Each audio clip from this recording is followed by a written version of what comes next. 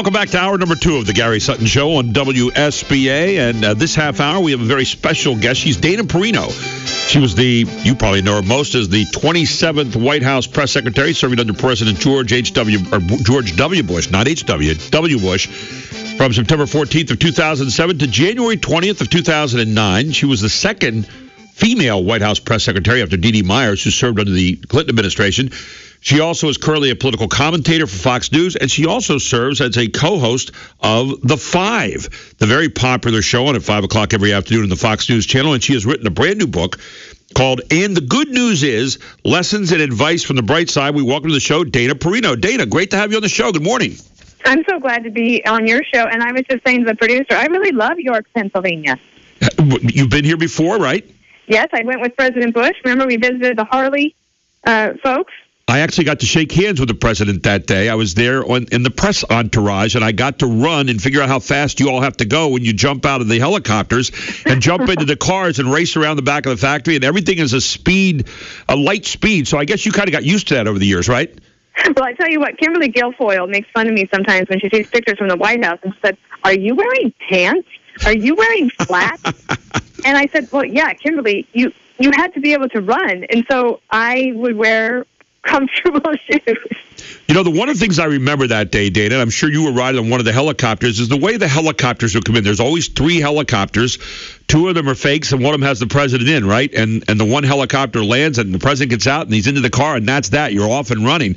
That had to be kind of interesting, because I know you talk in your book about approaching Iraq in a plane on an unannounced visit, and we talk about that right in the beginning of the book here, and we'll tell people a little bit, if they don't remember, about the little bit of the boom mic incident that you had. But it's got to be interesting when you're coming into places all the time, and people are waiting with anticipation, and then which helicopter is it? It's like kind of picking out which P is underneath the shell, right? Isn't that fun? I used to love, I remember one time the president, I was a deputy press secretary. One of my first trips ever to accompany the president was to visit the Boy Scout Jamboree in Virginia. And the weather was terrible, lots of storms. And he said to the Secret Service, "I'm going to this event. The Boy Scouts are waiting for me." And we went there in the helicopter, and we did a buzz around the campsite. Right. And the kids went crazy. You know, they loved it. It was sort of my first taste of what it was like to approach in Marine One. You know, one of the things you do in your book here, you start out with kind of an interesting story, and a lot of us remember when the president went on the unannounced trip to Iraq, but a lot of people don't remember that I believe while the president was in Iraq, there was a shoe thrown at him, and there was another shoe thrown at him, and he made a pretty good quip after the shoes were thrown. But it was not a fun time for you, because you actually, in all the move to get out of the way there, you got hit in the eye with a boom mic, right? I did. I was the only one who got injured in that whole thing, because thankfully the president's reflexes were very good, because he saw the shoes coming at him. But what happened to me is I didn't even see the steel arm of the boom mic that swung around in the melee and hit me right in the eye socket. And I had never felt any violence like that against my person. You know, I'd never been hit. I've been pretty blessed to be safe most of my life. And I started crying because the pain was so great, and the president was determined to finish the press conference, which was absolutely the right instinct, because you don't want a president of the United States ever to cower in front of the press like that on the world stage. So he finished the press conference, but I got pulled out of the room by a Marine, and I was trying to leave, and this Iraqi security guard was blocking my way, and he said that I couldn't go out because it was now a crime scene. And I said, well, I need a doctor. And he said, oh, I am doctor. Well, and I guess the worst part about that too is having to come back to the White House eventually with a shiner, right? I mean, here you are, you're a person that's standing up speaking with the president every day, and you've got to explain, okay, where did you get this thing at? And of course, that was kind of part of it too. One of the things I read your book over the last 2 nights, and it was I got to tell you, it was very fresh and bright. Those are the 2 words that I come away with after I get done: fresh and bright. And one of the things that I really liked is all the time you spent in the beginning of the book really talking about your paternal and your maternal grandparents, and also about your parents and living on a ranch out in Wyoming and in Colorado. You lived for a while, but you always kind of came back to Wyoming here, and some of the life lessons you learned there. Tell people a little bit about some of that and what you took away from living on a ranch during that time, because it seems like there are a lot of lessons there that you took. Yeah, I started the book with a look back at my childhood, and the reason I do is because I wanted to write a book that would provide all sorts of career and life advice for people who ask me, how did you become the White House press secretary? And what did you learn there? Like, how could I become White House press secretary? And my editor said, you can't write a memoir and show up at age 35 in the Oval Office. Exactly. Right. We need to know how you got there. And the more I thought about it, I realized that how I conduct myself and carry myself with, hopefully, when I can, it's sometimes on the 5, I don't always succeed, but with grace and dignity and a belief that America is exceptional, those values were planted on the ranch in Newcastle, Wyoming. And my grandfather was one of the first people I knew of great character, right? This is a man who showed that strength and gentleness went hand in hand. And then in a theme through my life, I attract people like that to me, including my husband, who I met on an airplane, and then eventually President Bush, who I had the pleasure of working with. You call it love at first flight, I think, in that one chapter about meeting your husband. But I want to come back very quickly here. One of the things that I read about here, and it's kind of a sad moment, is your parents got divorced when you were age 28. And you comment there about confrontational speech. It seems like in today's world, we have an awful lot of confrontational speech that seems to take a side. And you mentioned that in that juncture in the one chapter that you didn't like confrontational speech, and you kind of shied away from it because you heard a lot of it, not just from your parents, but, whenever anybody else was out there doing it, you kind of stepped back from that, right? Yeah, I'm pretty open and candid in the book, very honest, because I figured this is my one shot to tell people about me, and I think that people can relate to that. One of the things I talk about is, as a kid, when I would be in the backseat of the car, if my parents argued, I'd get so nervous, and I would immediately start to think, well, if he would have said it this way, then she wouldn't be mad. Or she should have waited and said it at this point, and then that way they wouldn't argue. And then eventually I went to Denver Public Schools, and Denver was the first city to try busing to integrate the schools.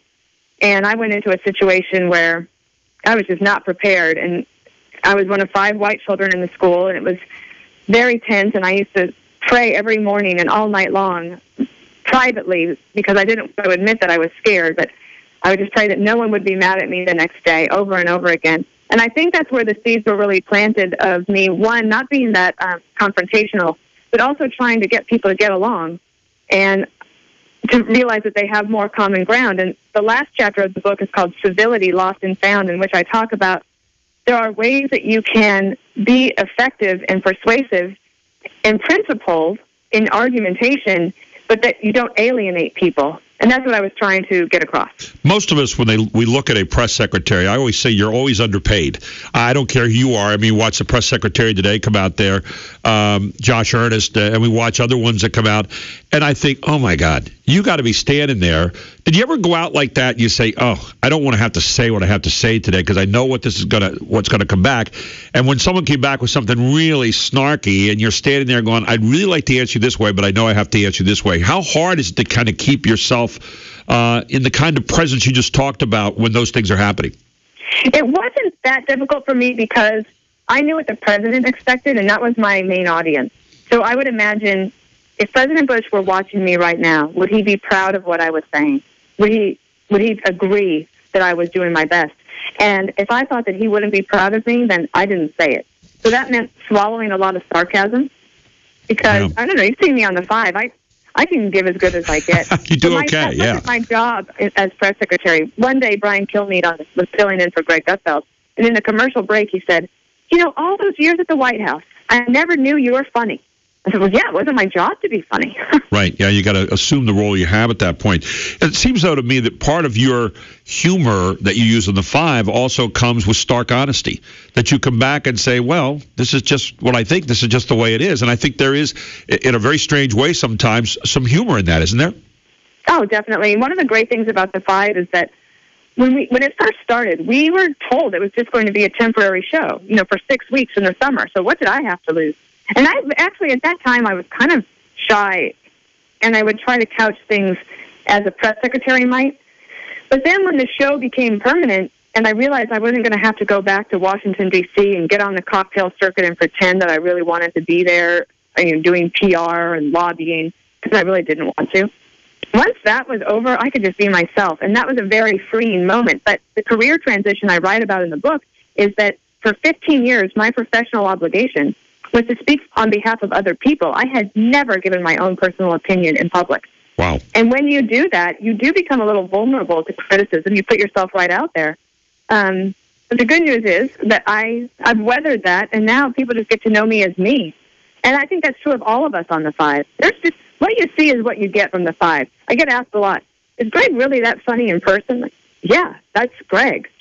You know, one of the things about the Five, I remember it was kind of like, this is the show that's coming after Glenn Beck. Okay, this is what we'll do for a little plug-in. And now the Five stands by itself very nicely, thank you very much. And people look forward to it in the afternoon. And I think the interplay that all five of you have among each other, and then the Bob Beckel, factor there among the Five, is really a neat thing. And I hope Bob is doing better now. But that's been kind of a fun back and forth there to watch every day. I think what Roger Ailes wanted was to have a family atmosphere where you would, just like you would see a family argue about news of the day at a dinner table. And it really is how we are. I mean, sometimes we get in big arguments, and then we're always laughing in a commercial break. It's kind of a shame that the best parts of the show are in the commercial breaks, where we laugh so much. Sounds like a talk show that I do every now and then, and we laugh a lot between the breaks. You mentioned in the book one story that stood out to me about Roger Ailes running out to actually save Bob Beckel at one point, right? Yeah, we were at a lunch to celebrate the Five. It had just become a permanent show, and Roger invited us all to his lunch. And we got there, and of course, Bob, he likes his food. And Roger ordered these shrimp appetizers, but they're jumbo shrimp. It's kind of an oxymoron. And Bob took too big of a bite, and he was choking. He was actually turning red, and at first I thought he was just doing it for attention, but it was clear that he actually could not breathe. And Roger got up and tried to give him the Heimlich, but Bob's kind of too big around for him to get a hold of him. And then Bob was turning purple, and I'll never forget, Eric Bowling leapt across the table, swung around, gave Bob the Heimlich, and up came the shrimp, and Eric actually saved Bob's life on the first day of the show. And that's one of the reasons that Eric and Bob seem to have, a special relationship, right? Yeah. You were a student body president as well at some point in time, yes, and you describe yourself with some nerd-like tendencies. And one of the things that I thought was kind of cute, you spoke only in haiku, the 14-sentence poetry to one person to kind of give an idea of this nerd-like tendency. But you also worked during that time on The Standoff, which was kind of, you said, a debate program, the early version of the Five. Tell us about that while you were at the University of Southern Colorado. Well, I love the speech team. That was the most important thing that I did in my career. And I tell parents in the book, if you've got a kid that, you want to see them succeed and maybe they're a little shy, the fear of public speaking is actually something that holds people back from promotions. And it can be a paralyzing fear. It's been the number one fear in America for decades, not terrorist threats or any other thing. It's actually public speaking is the number one fear. And so I recommend getting people into the speech team in junior high and high school. And for me, it paid for my college tuition.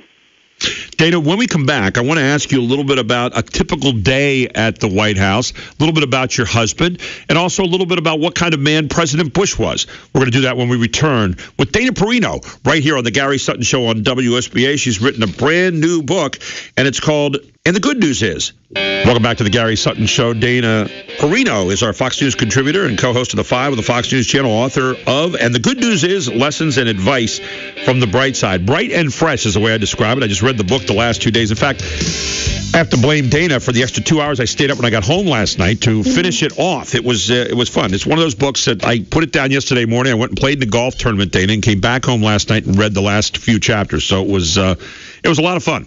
But, one of the things that you talk about in the book, and a lot of people don't ever hear a lot about your husband, who happens, by the way, to be British. His name's Peter McMahon. And you met your husband sitting next to him on a plane, and you caught love at first flight, right? Isn't that a great story? It is. I mean, it can happen. And that's one of the best pieces of advice in the book, I think, is that choosing to be loved is not a career-limiting decision. Yeah. And we met in unlikely circumstances. We were assigned seats next to each other on an American Airlines flight from Denver to Chicago. He asked me if he could put my bag up above, and I heard this British accent. And, women can do this quick scan. And I looked. I'm like, oh, handsome, British accent, no wedding ring. Okay. Okay. So we started having a chat about the book that he was reading, The Tailor of Panama by John le Carré. And 2 hours later, as we're descending into Chicago O'Hare Airport, I looked out the window and said, okay, Lord, I know I asked you to help me find somebody, but He lives in England. He's 18 years older than me. He's been married twice before. He could be an axe murderer. Did I mention he lives in England? This is impossible. But 9 months later, I moved to England, and that was 18 years ago. And what I love about in the book, I had a friend of mine who works for George H.W. Bush, and she read the book, called me and said, now I'm in love with Peter, too. Oh, that's so neat. How hard is it, and you talk about this in the book, too, of balancing family life with work. I imagine that presents some difficulties because the press secretary, from what I know about what you do, it goes from early morning until late at night a lot of times. I didn't do it very well, but thankfully Peter stuck with me. When people serve in those types of jobs, whether it be military or public service, your spouse serves right along with you. And meaning that they got to pick up the slack at home. They have to deal with the fact that you're gone a lot, and also that even when you're home, you're kind of absent. I used to sneak upstairs so I could work on my BlackBerry. Right. I'd say, I gotta run upstairs real quick, because he didn't like the fact that my attention was always distracted, but he also understood. And, I'll never forget that President Bush understood this as well. And when I became the press secretary, we got an invitation to Camp David for the weekend. Yep. And Peter, who's British, of course, this is high time for him. And we get there, and I hadn't told anyone it was Peter's birthday, but presidents know things. So we finished dinner, and the president said, anybody here like chocolate cake? And he brings out the birthday cake, and Peter's bragging right has been that 43 and Condi Rice sang him happy birthday. And, that bought me about another year and a half of working in the White House.